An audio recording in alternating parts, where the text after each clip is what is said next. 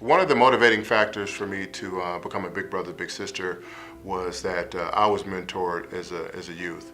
And at the time that I joined Big Brothers and Big Sisters, I was actually going through a divorce, and I kind of wanted to get back to my roots and get back to just basically community service.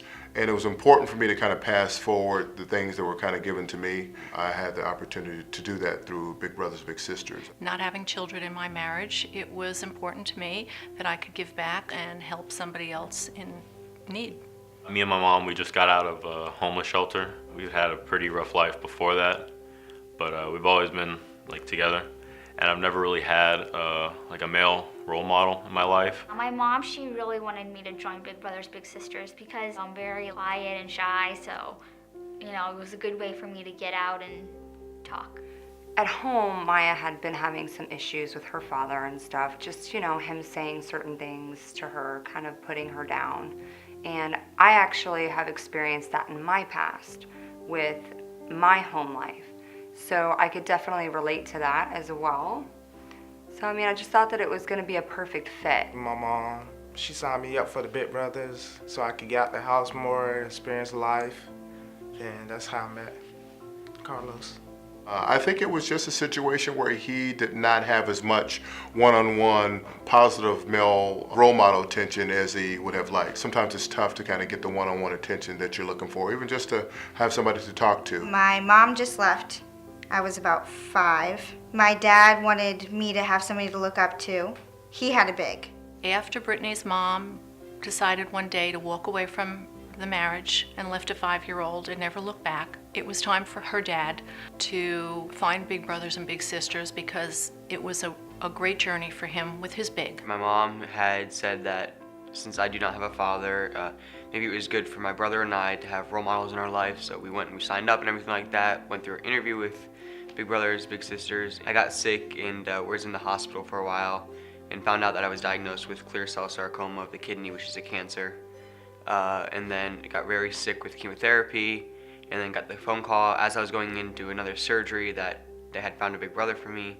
Tony's cancer was just a real eye-opener for me about the struggles that people go through because I've been so insulated from that. And when I would go to the hospital, I would walk out of there numb, thinking, gosh, I have nothing to complain about. I will never complain about a sore back or a sore knee or anything again because all I have to do is think of Tony and how positive he was. And nothing ever got him down. He never complained and always had a smile on his face, no matter how sick he was. And that has inspired me to look at life differently. We had the introduction at the Big Brothers Big Sisters office, and then the first outing I went and picked him up, and we just went and got ice cream and got to know each other. The next time I think we went and played basketball or soccer or something. There's nothing complicated or over the top about it. It's just spending quality time. That's all it is. It's real simple. My life is definitely better. He's someone that I can actually hang out with. He's also kind of inspired me to get good grades in high school so I can get to a good college. Big Brothers Big Sisters is a really great program. I've been in Big Brothers Big Sister for 4 years. It's fun to learn about somebody younger and be around them, since my grandchildren are now older, and listen to her ideas of the kinds of things we should do. It's good for me. It's a good feeling when you see somebody grow and mature. Part of you is there because by hanging out they learn from you and they mature, and you see a little bit of what you've taught them.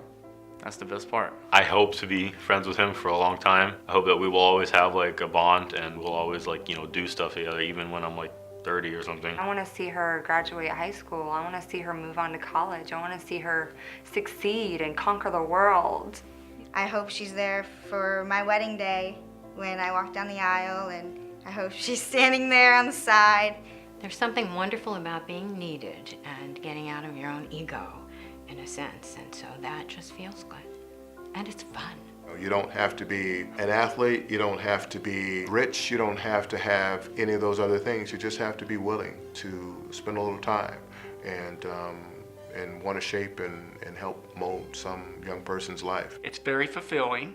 It's not burdensome. It's very rewarding. And I would encourage anybody to volunteer.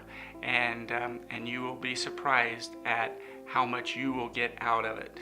If you have an hour or two of your time a week, please join Big Brothers and Big Sisters and see if you can change a child's life.